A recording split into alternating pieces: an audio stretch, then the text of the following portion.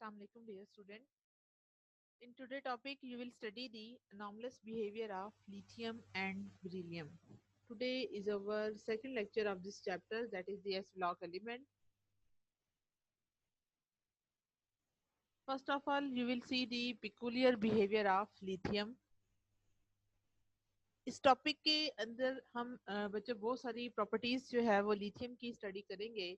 और लिथियम जैसा कि आप सब जानते हैं कि ये बिलोंग करता है ग्रुप फर्स्ट से and all the elements which place in a particular group have similar common properties with each other, but the word peculiar will refer to a particular word. It means the मखसूस अरा खास। ठीक है, ये जो peculiar होता है इसका मतलब होता है कि ये लफ्ज जो है वो खास को डिनोट करता है। तो बच्चों याद रखिएगा कि जब भी आप किसी भी ग्रुप में बात करेंगे तो जो हर ग्रुप का टॉप मेंबर होगा, इट मीन हर ग्रुप का जो टॉप मेंबर होगा वो अपने रिमेनिंग मेंबर से प्रॉपर्टीज में डिफरेंस शो करता है। क्या मतलब हुआ इस बात का कि जो हर एलिमेंट का, हर ग्रुप का जो टॉप मेंबर होता है, टॉप मेंबर अपने रिमेनिंग मेंबर से प्रॉपर्टीज में डिफरेंस शो करता है। इसकी वजह से इस बिहेवियर को हम नाम देते हैं अनॉमलस बिहेवियर का। अनॉमलस बिहेवियर में होता क्या है कि ये फॉर एग्जांपल ये जो लिथियम है इसकी प्रॉपर्टीज सोडियम के साथ मैच नहीं करती, बल्कि इसकी प्रॉपर्टीज नेक्स्ट ग्रुप के सेकंड मेंबर के साथ मैच कर जाती हैं। तो ऐसे बिहेवियर को हम बोलते हैं अनॉमलस। ठीक है, तो आज के टॉपिक में आप ये देखेंगे कि वो कौन कौन सी प्रॉपर्टीज हैं जिसमें लिथियम की प्रॉपर्टीज अपने रिमेनिंग ग्रुप मेंबर्स के साथ मैच नहीं करती, और वो कौन से फैक्टर्स हैं जो कि इसकी इस पर्टिकुलर बिहेवियर को जो है वो असाइन करते हैं।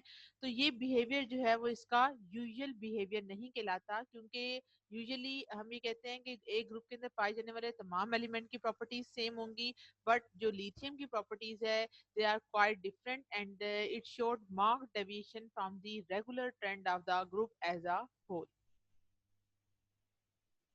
तो पहले हम सबसे पहले देखेंगे कि लिथियम ये डेविएशन जो है वो क्यों शो करता है। तो बच्चों अगर आप देखें, ये आपके पास लिथियम का एक एलिमेंट है, ये सेंटर में इसका न्यूक्लियस है और इसके बाहर जो है वो टोटल 2 शेल्स होते हैं। ठीक है, एक के शेल होता है और दूसरा जो है वो एल शेल होता है। के शेल में इसके 2 इलेक्ट्रॉन होते हैं और एल शेल में जस्ट 1 इलेक्ट्रॉन होता है।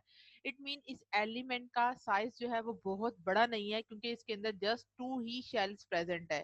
तो आप जानते हैं कि जितने शेल्स की तादाद कम होती है किसी एलिमेंट में, वो उस एटम के स्मॉलर साइज होने को इंडिकेट करता है। इट मीन हम ये कहते हैं कि अभी हमने जो बात की कि लिथियम की प्रॉपर्टीज अपने रिमेनिंग मेंबर से मैच नहीं करती, उसके पीछे सबसे बड़ी रीजन क्या है? इसका स्मॉल साइज। ठीक है, एक तो इसका स्मॉल साइज है, सेकंड जो फैक्टर है that is the high charge density. अब आपको चार्ज डेंसिटी के हवाले से मैं बताती हूँ कि what is the charge density. तो बच्चों हम ये कहते हैं कि जो हमारे पास चार्ज डेंसिटी होती है that will equal to charge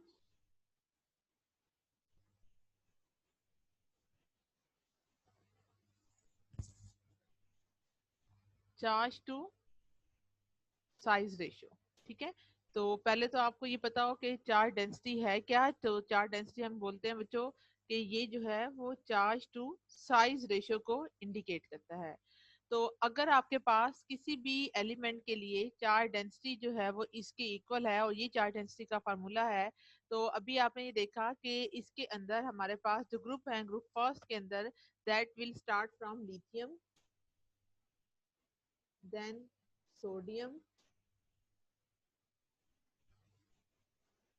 then potassium, then rubidium, then cesium, and the last one is francium. It mean ये हमारे पास वो तमाम एलिमेंट हैं जो कि ग्रुप फर्स्ट के होने को इंडिकेट करते हैं।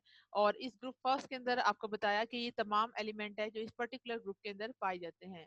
तो आपने बच्चों ये भी देखा है कि जब भी आप किसी भी ग्रुप में टॉप टू बॉटम आते हैं तो टॉप टू बॉटम आने पर क्या होता है कि एलिमेंट का साइज जो लास्ट पे एलिमेंट होगा उसका साइज क्या हो जाता है, इंक्रीज हो जाता है। इट मीन अगर ये जो लास्ट वाला एलिमेंट है इसका साइज काफी ग्रेटर है और लिथियम का साइज जो है वो काफी स्मॉल है, तो इससे भी पता चलता है कि ये रेशियो हमें इंडिकेट करेगी इसकी चार्ज डेंसिटी की रेशियो को।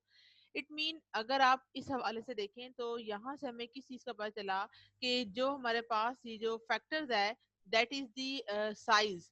यहाँ पे अगर आप नोट करें बच्चों तो साइज जो है वो चार्ज डेंसिटी के अकॉर्डिंग क्या है, इनवर्सली प्रोपोर्शनल है। ठीक है, तो यहाँ पे चार्ज डेंसिटी का साइज के साथ क्या रिलेशन है कि चार्ज डेंसिटी इसके साथ इनवर्सली रिलेटेड है।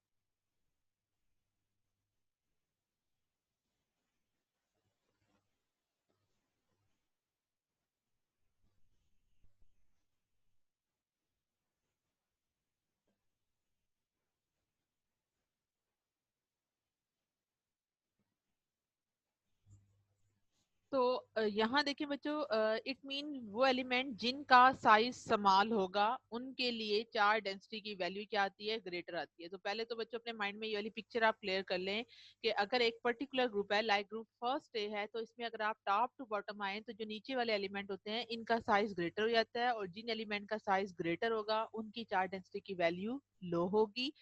But for lithium, its size is smaller. As a result, we can say that its charge density is highest. ठीक है, its charge density is highest among its group. So due to its small size. और अगर आप further देखें तो आपको ये पता चलेगा कि इसके अंदर जो है वो ओनली ऑन, एक मिनट बच्चों मैं आपको ये बताती हूँ ड्रॉ करके कि अगर आप लिथियम के अंदर देखें तो इसके अंदर सिर्फ और सिर्फ 2 शेल्स पाए जाते हैं। ठीक है, सोडियम के अंदर कितने शेल्स हैं, 3 शेल्स हैं। पोटेशियम के अंदर कितने हैं, 4 हैं। इसी तरह रुबीडियम में 5 होते हैं, जबकि सीजियम के अंदर 6 शेल है और फ्रांसियम के अंदर 7 शेल है। लेकिन फ्रांसियम जो है वो रेडियो एक्टिव है तो मोस्टली हम इसको इतना कंसिडर नहीं करते, बट आपको अंडरस्टैंडिंग करवाने के लिए बातें सब सारी बता रही हूँ कि आपके माइंड में ये क्लियर हो। पहले कंसेप्ट की चार्ज डेंसिटी हम किसको बोलते हैं कि लिथियम के जो साल्ट होते हैं इनकी चार्ज डेंसिटी हायर होती है और उसकी रीजन क्या है कि charge density is inversely proportional to size. Lithium has smaller size so its charge density is maximum.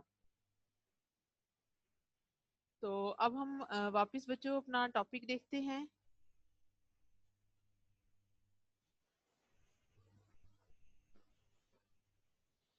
तो यहाँ पे भी आपने क्या देखा कि लिथियम के अनॉमलस बिहेवियर होने की या उसका अपने ग्रुप से डेविएशन शो करने के पीछे जो सबसे बड़ा फैक्टर है that is the small radius as well as its high charge density. उसके बाद बच्चों अगर आप देखें तो आपको ये पता चलेगा कि ये आपके सामने एक एटम है किसका, लिथियम का, जिसके अंदर प्रोटॉन्स और न्यूट्रॉन्स है और उसके अंदर पहले शेल में 2 और सेकंड शेल में 3 इलेक्ट्रॉन्स होते हैं। तो अगर आप इसके लिए शील्डिंग इफेक्ट की बात करें या स्क्रीनिंग इफेक्ट की बात करें तो चूंकि साइज स्मॉलर है तो न्यूक्लियस की मैक्सिमम अट्रैक्शन जो है वो आउटर मोस्ट शेल के इलेक्ट्रॉनों पर है। एज ए रिजल्ट न्यूक्लियस जो है वो टाइटली इस आउटर मोस्ट शेल के इलेक्ट्रॉनों पर अपनी फोर्स लगा कर रखता है। सो ये इसके इलेक्ट्रॉनों को बाहर निकलने का आसानी से मौका फ्राहम नहीं करता because it contain just 2 electronic shells. ठीक है, तो इससे क्या होगा कि ये सारी चीजें इस लिथियम को इतना एबनॉर्मली बिहेव करने पर मजबूर कर देती हैं कि जो इसके रिमेनिंग मेंबर्स होते हैं उनके साथ इसकी प्रॉपर्टीज मैच नहीं हो रही होती। और इसके अलावा अगर आप अपने ग्रुप की जानिब वापस आए तो बच्चों आपको पता ही चलेगा कि अगर आप टॉप टू बॉटम आते हैं तो टॉप टू बॉटम आने पर ना सिर्फ एलिमेंट का साइज इंक्रीज होता है, यानी अगर आप देखें टॉप टू बॉटम आने पर एलिमेंट का साइज इंक्रीज किया, और इसके साथ साथ जो एक और इम्पॉर्टेंट रीजन है दैट इज योर इलेक्ट्रोपॉजिटिविटी। एक तो ये चीज है कि एटम में अगर आप टॉप टू बॉटम आए तो एटम एलिमेंट का साइज इंक्रीज होता है। उसके बाद जो सेकंड नंबर पर रीजन आती है दैट इज द इलेक्ट्रोपॉजिटिविटी। ठीक है, electropositivity of elements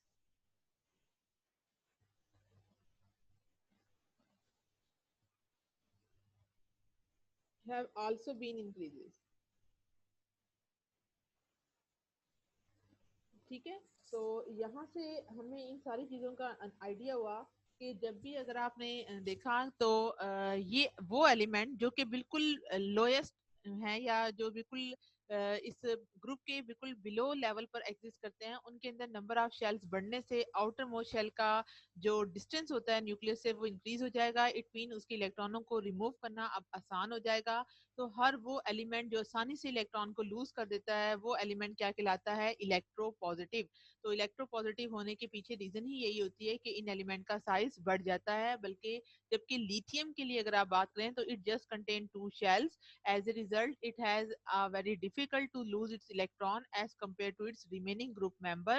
So we can say that lithium uh, is not much more electropositive element as compared to other members of alkali metals.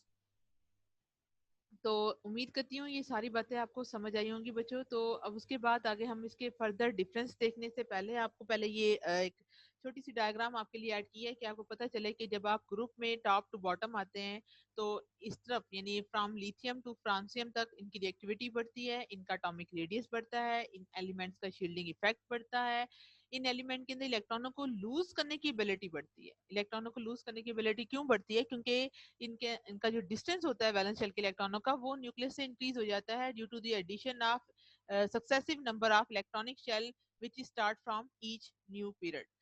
As well as the tendency for the melting point and boiling point will decrease. क्योंकि अगर आप melting और boiling point की बात करें तो ये दोनों जो प्रॉपर्टीज हैं ये बेसिकली इन एलिमेंट्स की बाइंडिंग फोर्सेस को रिप्रेजेंट करती हैं। तो अगर आप ये बाइंडिंग फोर्सेस के हवाले से डिस्कस करेंगे तो हम क्या कहते हैं कि जब भी आप इनकी बाइंडिंग फोर्सेस के हवाले से डिस्कस करेंगे तो चूंकि इनके जो लार्जेस्ट साइज के एटम होंगे उनके अंदर बाइंडिंग फोर्सेस कम होंगी, सो इन एलिमेंट के इलेक्ट्रॉनों को तोड़ने के लिए जो है वो कम एनर्जी रिक्वायर्ड होगी। एज रिजल्ट इनके melting and boiling points decrease कर जाते हैं। और इन द सेम वे जो अदर प्रॉपर्टीज हैं वो आपके टारगेट का हिस्सा नहीं है। तो इसी तरह आपको यहाँ पे नॉर्मलस बिहेवियर जो है वो कैरेक्टराइज किया गया कि लिथियम की प्रॉपर्टीज सोडियम से मैच नहीं करती बल्कि नेक्स्ट ग्रुप के सेकंड मेंबर से मैच करती हैं। और ये बिहेवियर हमारे पास क्या कहलाता है? अनॉमलस बिहेवियर। उसके बाद आता है बच्चों फर्दर इसकी अब हम प्रॉपर्टीज को बहुत डिटेल में देखेंगे। सबसे पहली प्रॉपर्टी है इसकी कि lithium is much harder and lighter than the other alkali metals. कि अगर आप लिथियम का देखें तो लिथियम में आपको ये पता है कि लिथियम क्योंकि इसका टॉप पर एग्जिस्ट करता है तो इस एलिमेंट की क्या है इसका एटॉमिक वेट इंतहाई कम है as compare to other member. That's why it is a lightest member of this group.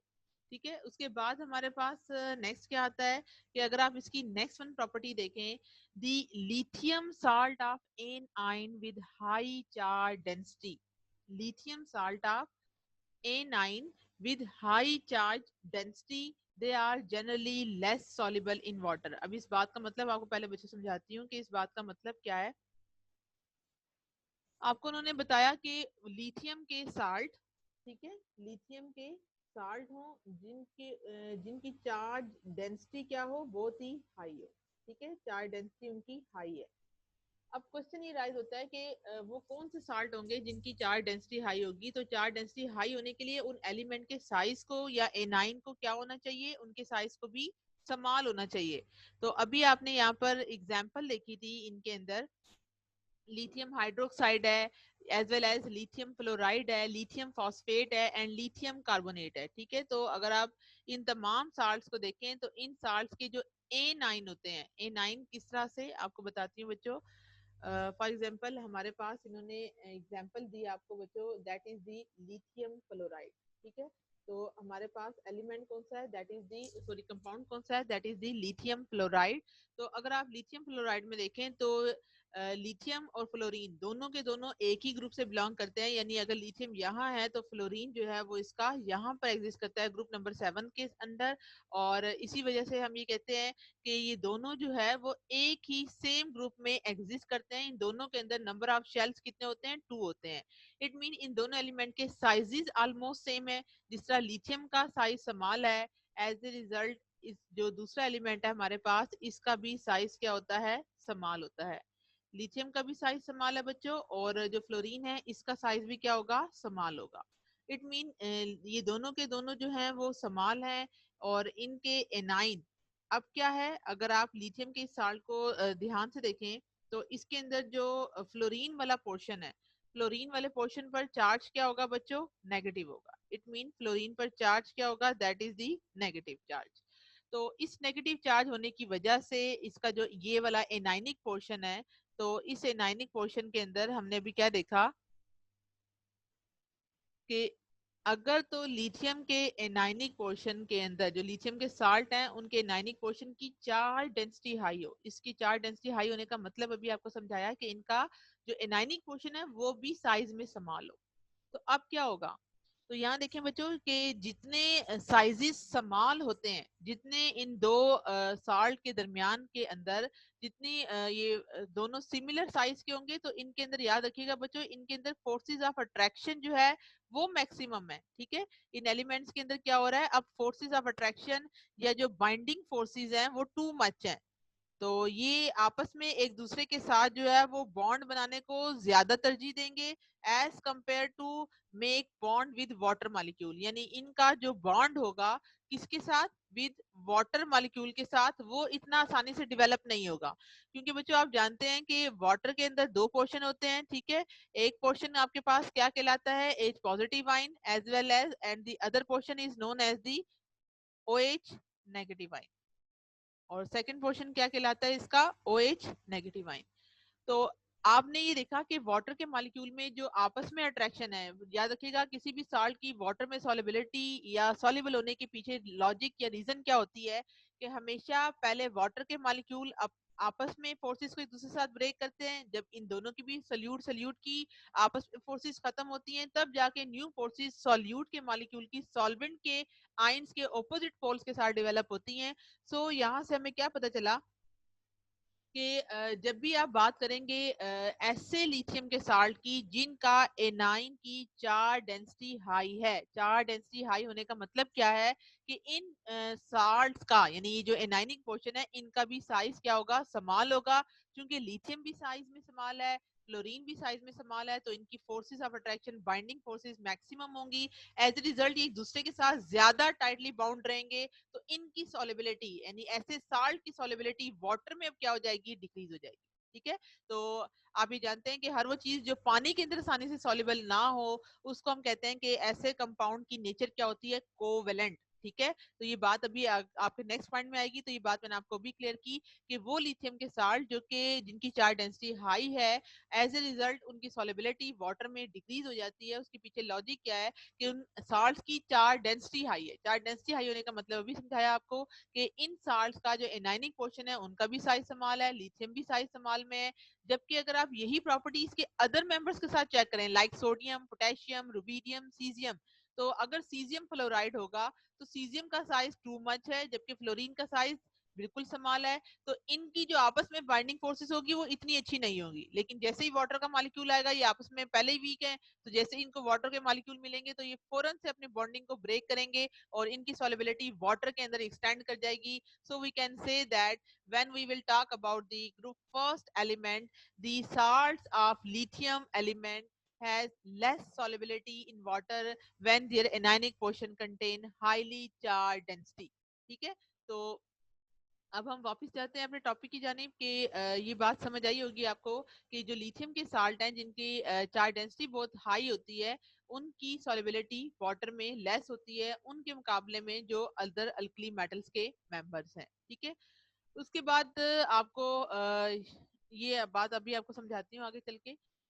इसके बाद देखिए बच्चों, नेक्स्ट थर्ड पॉइंट है हमारा कि लिथियम फॉर्म स्टेबल कम्प्लेक्सिस कंपाउंड। कि लिथियम की प्रॉपर्टी क्या है कि ये स्टेबल कम्प्लेक्स कंपाउंड फॉर्म करता है, although complex formation is generally not a property of alkali metals, and one of the stable complex by lithium is, इस साल्ट का नाम है बच्चों टेट्रा अमाइन लिथियम आइन। ठीक है, तो ये बात आपको मैं बोर्ड पर ही क्लियर करती हूँ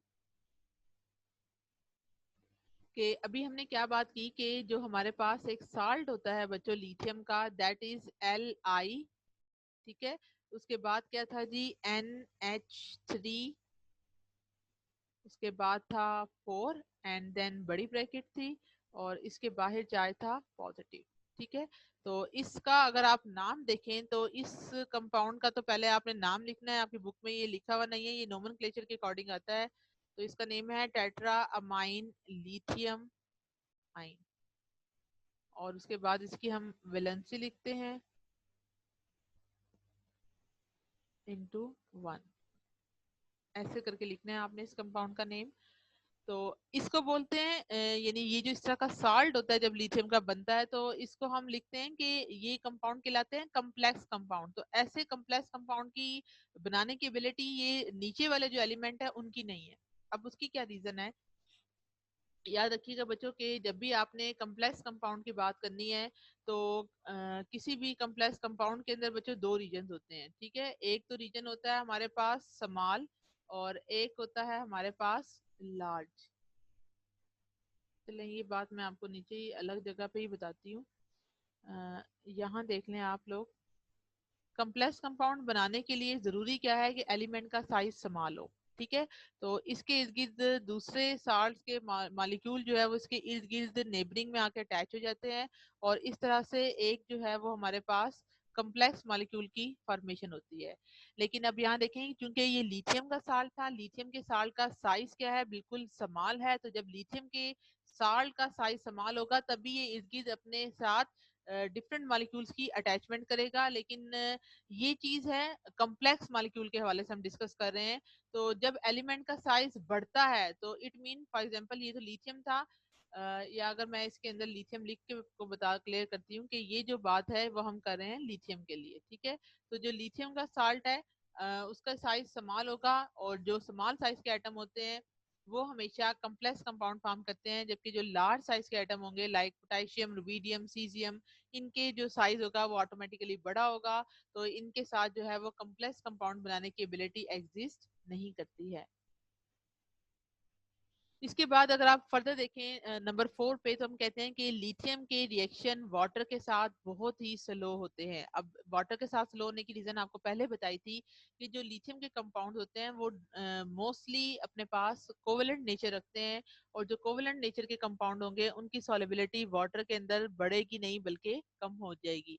जबकि अगर आप अल्कली मेटल्स की बात करें तो अल्कली मेटल्स धमाके के साथ रिएक्ट करती हैं। जैसे फॉर एग्जांपल अगर आप खुदा ना खास्ता सोडियम मेटल के अंदर वाटर डाल दें तो वो बिल्कुल एक प्रॉपर धमाका करती है, और अगर आप टेस्ट ट्यूब के साथ ये रिएक्शन कर रहे हो तो ये मेटल जो है वो आपकी कहीं से कहीं निकल जाती है, क्योंकि इसका रिएक्शन बहुत ही स्ट्रांग होता है और हाईली एक्सोथर्मिक रिएक्शन होता है ये। ठीक है, उसके बाद है बच्चों नेक्स्ट आपके पास के lithium salt of large polarizable anion, they are less stable than those of the other alkali metals.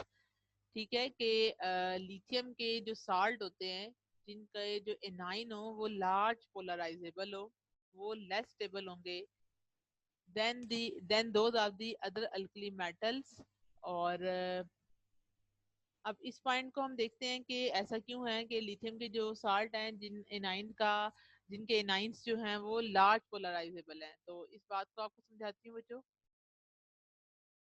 तो यहाँ देखें लिथियम के साल्ट हैं जी। ठीक है, और ये आपके पास फर्ज करें लिथियम का पॉजिटिव पोर्शन है, और इसके साथ जो है वो एक और है जी एनाइन है इसका। ठीक है, जब भी कोई साल्ट बनते हैं तो उनके अंदर डिफरेंट तरह के रीजन्स होते हैं। ये इसका नेगेटिव या एनाइनिक पोर्शन है, जबकि ये लिथियम का साल्ट है। तो ये आपके पास लिथियम का साल्ट है। ठीक है, तो याद रखें ये आपके पास वो उसका एनाइन है उस साल्ट का, और इसका साइज जो है वो ग्रेटर है। ठीक है, तो ये आपको बता रहे हैं कि इस ग्रेटर साइज के एटम के अंदर पोलराइजेबिलिटी ज्यादा जो है वो ये पॉजिटिव आयन जो स्मॉल साइज का है ये काज करेगा। पोलराइजेबिलिटी का मतलब क्या होता है कि कोई भी ऐसा एलिमेंट जो सराउंडिंग में प्रेजेंट है वो दूसरे एनाइन के इलेक्ट्रॉन्स को डिस्टर्ब कर सकता है, यानी वो इसके चार्ज को, जो इसके इलेक्ट्रॉन्स हैं नेगेटिव चार्ज है, उसको ज्यादा फोर्स से अपनी जानिब अट्रैक्ट कर सकता है, क्योंकि लिथियम के पास कौन सा करेक्टर है, पॉजिटिव करेक्टर है। और ये जो इसका पॉजिटिव चार्ज है वो बहुत ही स्ट्रांग होता है, क्योंकि इसका साइज बहुत स्मॉल है। तो वो अपने नियर बाय जो नेगेटिव पोर्शन का एलिमेंट होगा, जो नेगेटिव पोर्शन का एनाइन होगा, उसके इलेक्ट्रॉनों को बहुत ही आसानी के साथ क्या करेगा, अट्रैक्ट करेगा अपनी जानिब। एज ए रिजल्ट जैसे ही ये 9 के चार्ज को अपनी जानिब अट्रैक्ट करेगा तो इसकी शेप जो है वो बच्चों सिमेट्रिकल नहीं रहेगी। तो ये बात आपको मैं यहाँ से क्लियर करती हूँ, जो आपको भी आपके पॉइंट्स में देखें। यहाँ से आपको अंदाजा होगा, ये आप ये वाली डिटेल मत देखिएगा। तो यहाँ पे आप सिर्फ ये देखें कि ये पॉजिटिव आइन है और ये नेगेटिव आइन है। अगर ये नेगेटिव आइन बहुत बड़े साइज का है तो ये पॉजिटिव आइन इतना संभाला है कि ये ज्यादा से ज्यादा इसकी पोलराइजेबिलिटी काज करेगा। पोलराइजेबिलिटी होती है आउटर मोस्ट शेल के इलेक्ट्रॉनों को डिस्टर्ब करने की सलाहियत या डिस्टॉर्ट करने की सलाहियत। यानी जितना ये नेगेटिव चार्ज को अपनी जानिब अट्रैक्ट करता है तो इससे क्या चीज क्रिएट होती है, पोलराइजेबिलिटी। एंड याद रखिएगा बच्चों, polarizability always lead to a covalent character. ठीक है, पोलराइजेबिलिटी से किस चीज की डेवलपमेंट होती है, कोवेलेंट करैक्टर की डेवलपमेंट होती है। हमें क्या पता चला यहाँ से कि जब भी आपने इसको देखना है तो आपको यहाँ से अंदाजा होगा कि लिथियम की जो साल्ट ऐसे जिनका साइज, यानी अगर एनाइन है और एनाइन का साइज बड़ा है तो लिथियम क्योंकि खुद साइज में छोटा है वो ज्यादा से ज्यादा इसके एनाइन को डिस्टॉर्शन क्रिएट करेगा।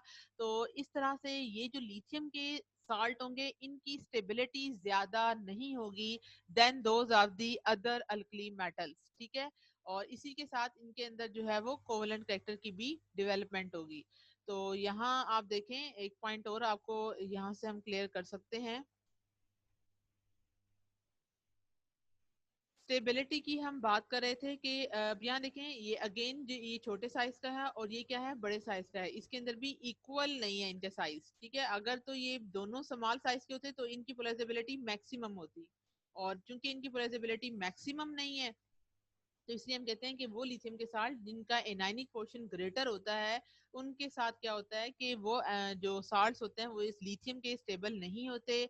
जबकि अगर आप फर्स्ट ग्रुप की बात करते हैं जो इसके रिमेनिंग मेंबर हैं उनका साइज क्या होगा, स्मॉलर होगा। एज ए रिजल्ट हम क्या कहेंगे कि इनके साथ इसकी स्टेबिलिटी क्या होगी, एक्सीड कर जाएगी। क्योंकि यहाँ देखें लिथियम के केस में एक पॉजिटिव आइन है और एक क्या है आपके पास, नेगेटिव आइन है।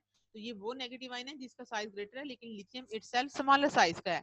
इसी तरह अगर आप सोडियम, पोटाशियम, रुबीडियम या रिमेनिंग मेंबर्स की बात करें तो आप ये देखें इन एलिमेंट्स के साइज जो है वो ग्रेटर है, और जितने ग्रेटर साइज के एटम होंगे अगर उनका एनाइन भी ग्रेटर होगा तो फिर तो उनकी स्टेबिलिटी मैक्सिमम होगी और वो एग्जिस्ट करेंगे। बट लिथियम के जो साल्ट ऐसे होंगे जिनका साइज ग्रेटर हो जाएगा उनकी स्टेबिलिटी ज्यादा नहीं होगी, वो हीट करने पर फौरन से क्या हो जाएंगे, डीकम्पोज हो जाएंगे। ठीक है, इसके बाद बच्चों अगर आप फर्दर देखें तो हम ये कहते हैं कि जब भी हम लिथियम को जलाते हैं एयर में तो एयर से हमें क्या मिलती है, ऑक्सीजन। तो ऑक्सीजन जो है वो मिलने की वजह से आगे से फर्दर क्या होता है कि हमेशा लिथियम के नॉर्मल ऑक्साइड की डेवलपमेंट होती है। ठीक है, कि ये हमारे पास एक सिंपल रिएक्शन है जिसमें लिथियम ऑक्सीजन से रिएक्ट करे तो Li2O that is lithium oxide बनता है।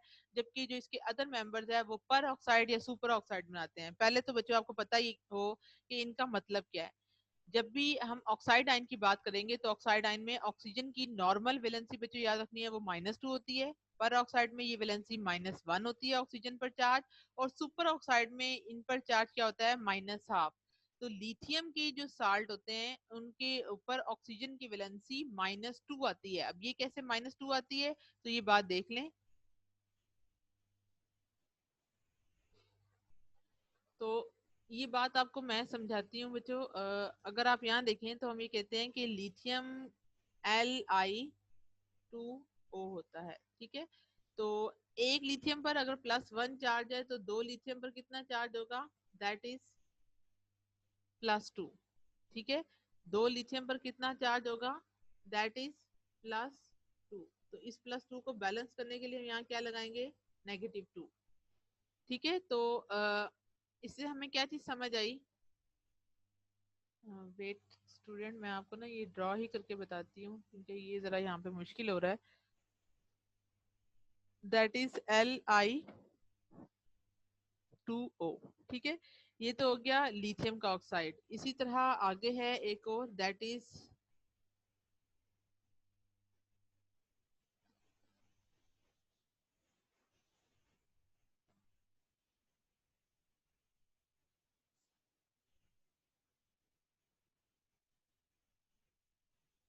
ठीक है, तो अगर आप लिथियम की बात करेंगे तो लिथियम में ऑक्सीजन पर चार्ज क्या होगा, -2। जबकि इस लिथियम के दो पर चार्ज क्या है, that is +2।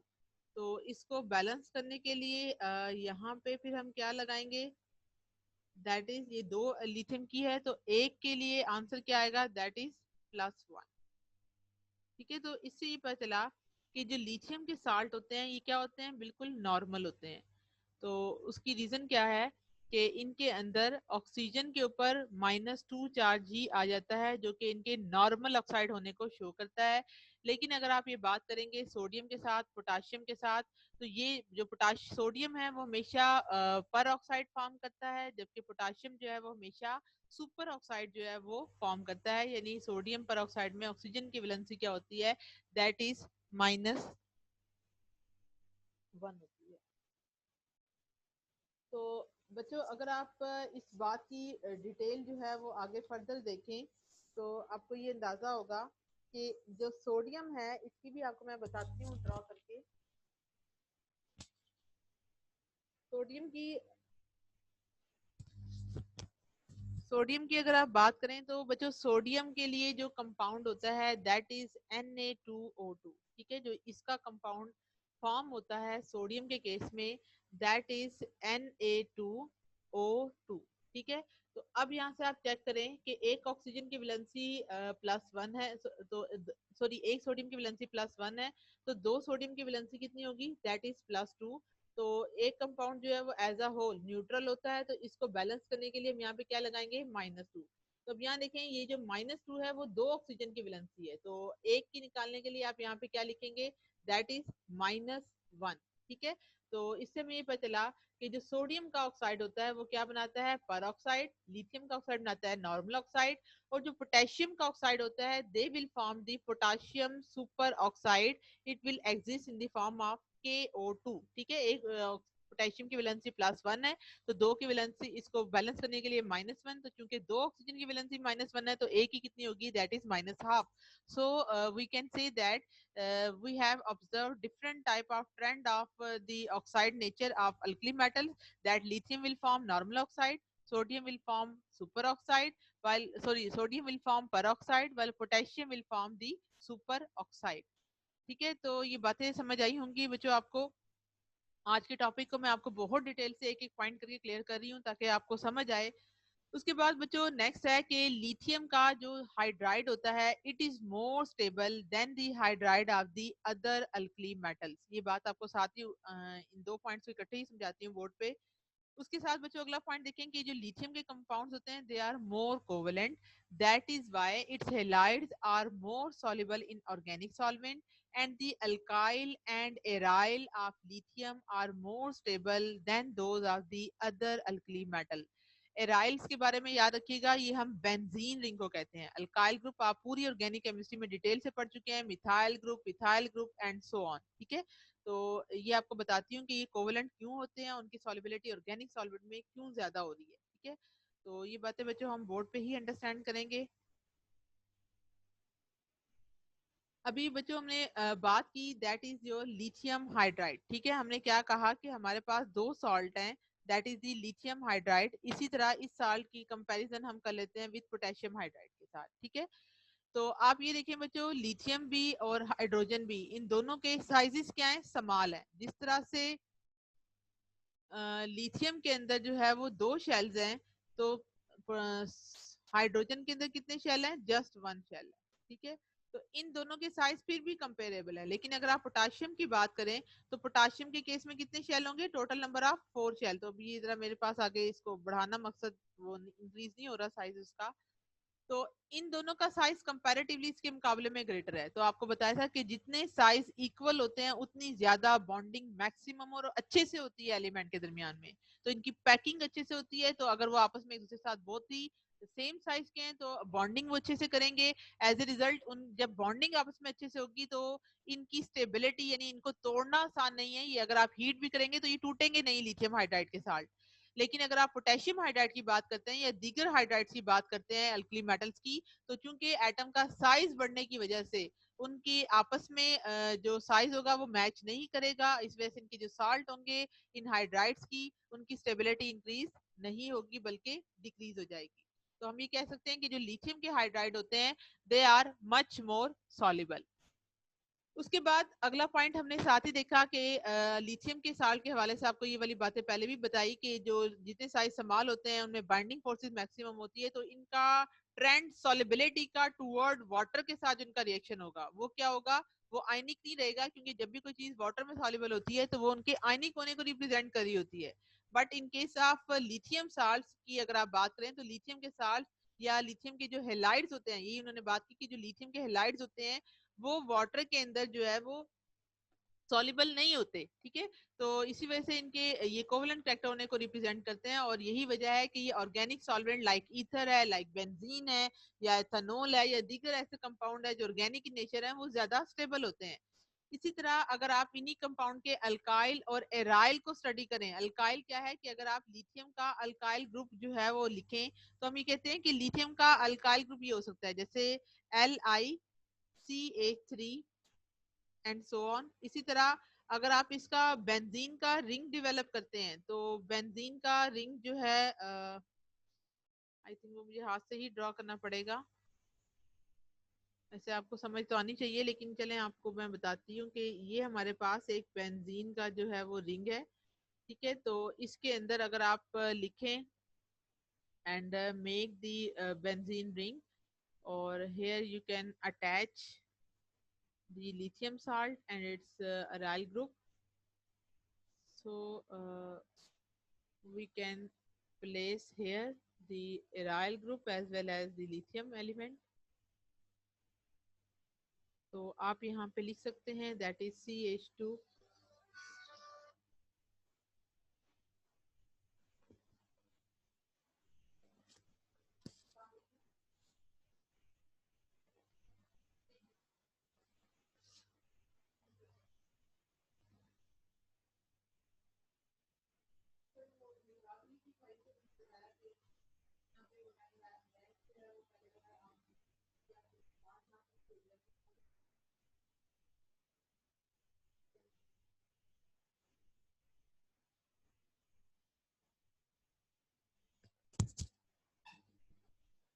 Sorry students, due to some reasons I will have to uh, skip your lecture for some time, but now we will continue your topic again, that we are studying that the benzene ring is attached with the aryl group। ठीक है, तो aryl group जो है वो इस तरह से होंगे कि अगर आप बेंजीन के ऊपर कोई भी अल्काइल ग्रुप लगा लें और साथ जो है वो लिथियम का एलिमेंट अटैच हो तो ये ग्रुप क्या कहलाते हैं, एराइल। ठीक है, तो जितने भी एराइल ग्रुप होते हैं तो इनकी हम बात करें कि ये एराइल ग्रुप जो है वो इनके ज्यादा स्टेबल होंगे as compare to the sodium, potassium, rubidium या फिर अदर मेंबर्स में। उसकी रीजन क्या है, क्योंकि आपने अभी देखा कि जो लिथियम के साल्ट होते हैं इनकी नेचर क्या होती है, कोवेलेंट। ठीक है, क्योंकि इनके साइज समाल है और इनकी बॉन्डिंग या पैकिंग इस तरह से है अपने इनाइनिक पोर्शन के साथ के ये जो है वो कोवेलेंट नेचर रखते हैं। तो कोवेलेंट नेचर याद रखिएगा, क्योंकि ऑर्गेनिक कंपाउंड के अंदर सॉल्युबल होने को प्रेफर करती है, तो इसलिए इनके जो एल्काइल या एराइल पोर्शन होते हैं they are much more stable than the aryl and alkyl portion of other members of group first A। उसके बाद बच्चों इसका अगर आप नेक्स्ट पॉइंट देखें तो हम ये कहते हैं कि लिथियम जो है it is the least reactive metal of all the alkali metal. ठीक है, कि लिथियम जो है वो तमाम अल्कली मेटल्स के मुकाबले में लीस्ट रिएक्टिव है।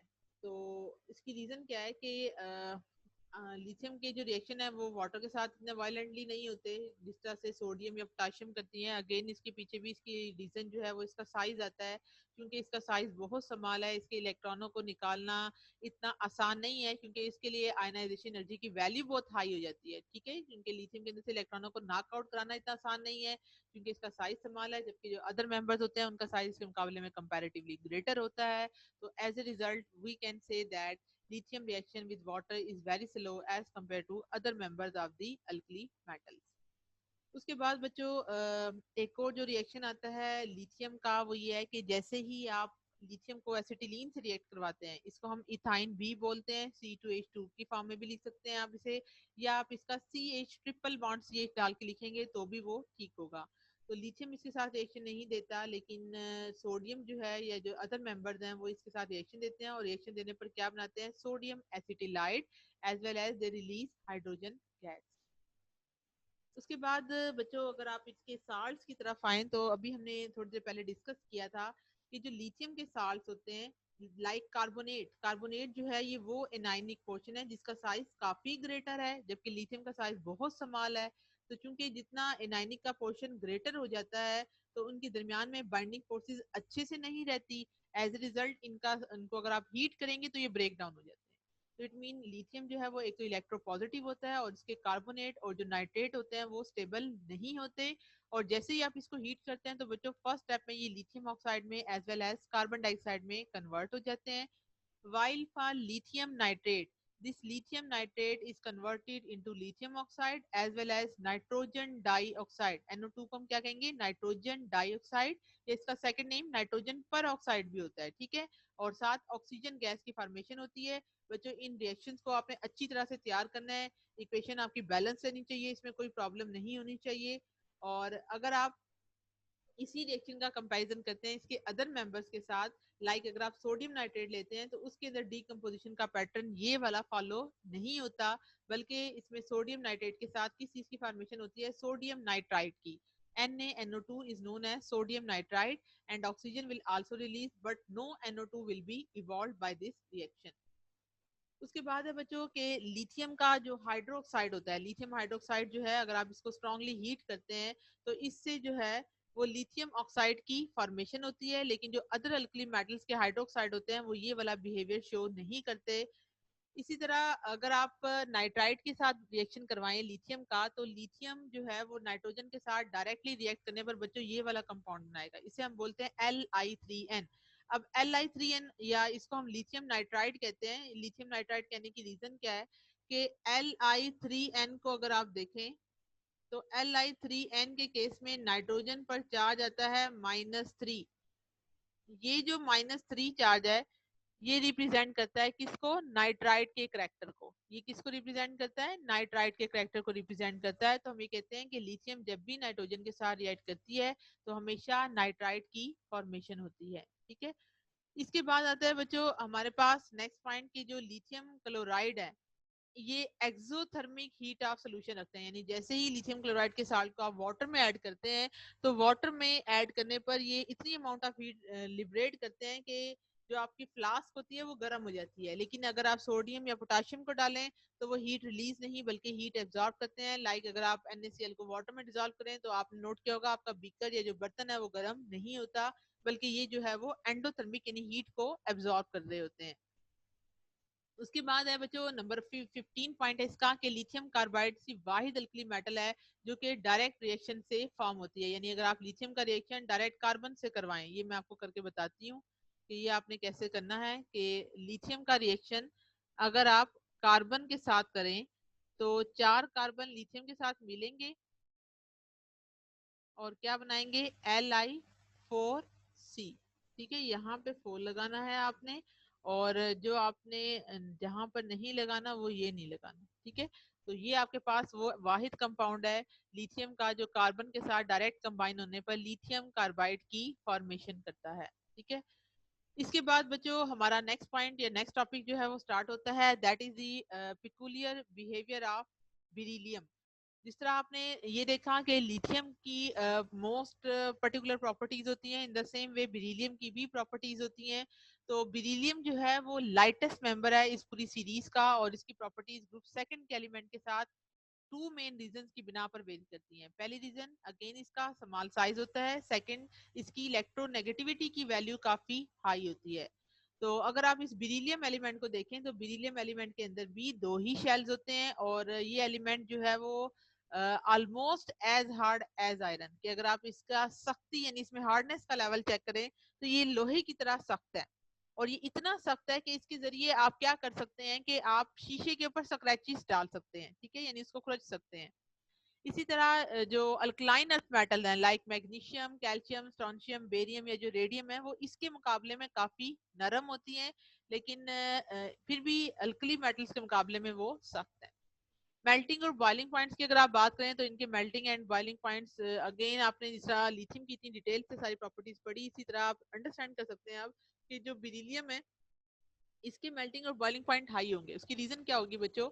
कि आपने ये देखा कि इन एलिमेंट के लिए आयनाइजेशन एनर्जी की वैल्यू काफी हाई है, ठीक है। कि अगर आप बेरिलियम के एलिमेंट को स्टडी करें तो हम क्या कहते हैं कि बेरिलियम के एलिमेंट में आपके पास आपको बताती हूँ बच्चों कि जो बेरिलियम है इसके अंदर क्या हो रहा है कि टोटल जो है वो 2 शेल्स हैं अगेन इसके अंदर भी।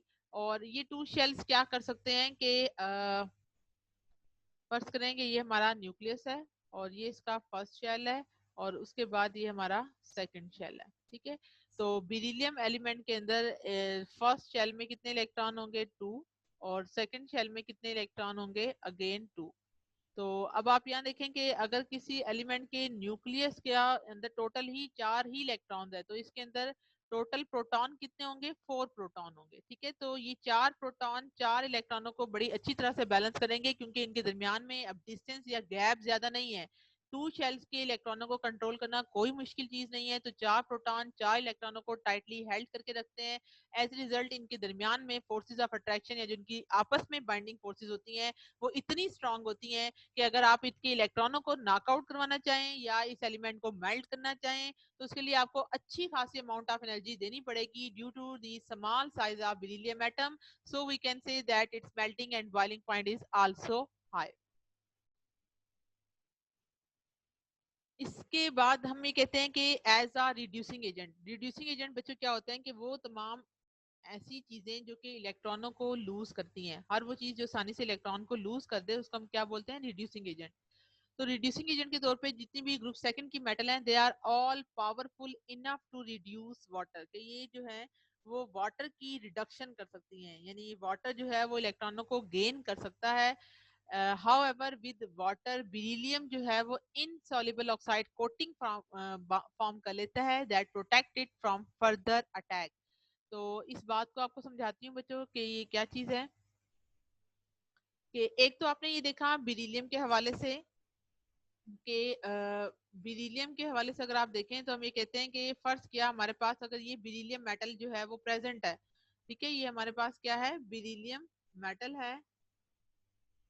तो जैसे ही ये एयर की ऑक्सीजन के साथ एक्सपोज होगी तो जैसे ही ऑक्सीजन के साथ एक्सपोज होगी तो एक्सपोज होने पर ये क्या करेगी एक कोट या एक लेयर जो है वो फॉर्म कर लेगी और ये कोटिंग हमारे पास क्या कहलाएगी बेरिलियम ऑक्साइड की कोटिंग। ठीक है, इसे हम क्या बोलेंगे बेरिलियम ऑक्साइड की कोटिंग कहेंगे। तो ये जो कोटिंग है ये इसको प्रोटेक्शन का काम करेगी।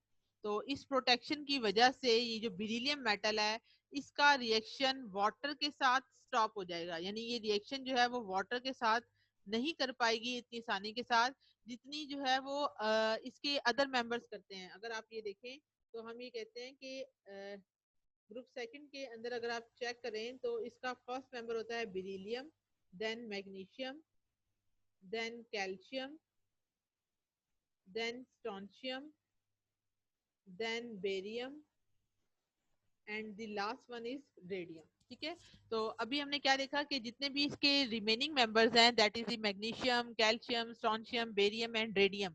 तो इन तमाम एलिमेंट के अंदर भी अगेन साइज जो है वो इंक्रीज हो रहा है, लेकिन जो बेरिलियम मेटल है इसके अंदर वाटर के साथ ना आसानी से रिएक्शन नहीं होगा। जो इसके अदर मेंबर्स होते हैं, ठीक है, जो इसके अदर मेंबर्स हैं फ्रॉम मैग्नीशियम टू रेडियम ये वाटर के साथ रिएक्ट करेंगे और वाटर के साथ रिएक्ट करने पर वाटर की रिडक्शन काज करेंगे।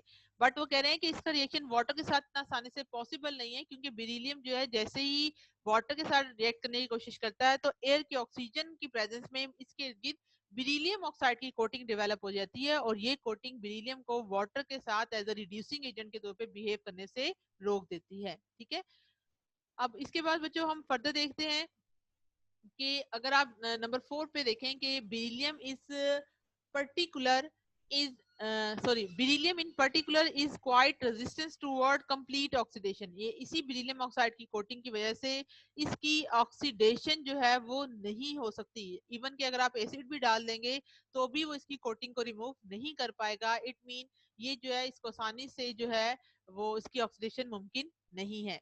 उसके बाद बच्चों दी मोस्ट इंपॉर्टेंट रिएक्शन इसको तैयार कीजिएगा, ये एग्जाम के पॉइंट ऑफ व्यू से ये रिएक्शन इंपॉर्टेंट है, ये अक्सर बोर्ड के एग्जाम में आता है क्वेश्चन कि write down the reaction of beryllium with sodium hydroxide. तो ये रिएक्शन के जरिए आपने इसको बताना होता है। तो इसके फार्मूला में जो जो चीजें हैं वो आप अच्छी तरह से तैयार करेंगे कि बेरिलियम जो है वो पूरे ग्रुप का वाहिद मेंबर है जो अल्कलीज के साथ रिएक्ट करने पर क्या रिलीज करता है that is the hydrogen gas. जबकि अदर मेंबर इसके ये रिएक्शन शो नहीं करते, और जब ये इसके साथ रिएक्ट करता है तो जो फॉर्मेशन होती है that is known as the sodium beryllate. इसका फार्मूला क्या है? Na2BeO2। ठीक है, क्या फार्मूला है? Na2BeO2, और इसका नेम क्या है? That is the sodium beryllate. तो बच्चों आज का टॉपिक हमारा यहीं तक था। आज के टॉपिक के हवाले से बच्चों अपनी फीडबैक जरूर दीजिएगा। क्या आपको ये लर्निंग का ये तरीका पसंद आया? तो लेक्चर के हवाले से अपनी फीडबैक और अपने लेक्चर को तैयार डेली की बेसिस पे करें, क्योंकि जितना आप अवे होते जाएंगे आपके लिए जो है वो प्रॉब्लम बनेगी। तो अपने आप को जो है वो डेली बेसिस पे अलर्ट रखें, और अपने जो है वो एग्जाम की तैयारी को मद्देनजर रखें। Okay student, take care and अल्लाह हाफिज।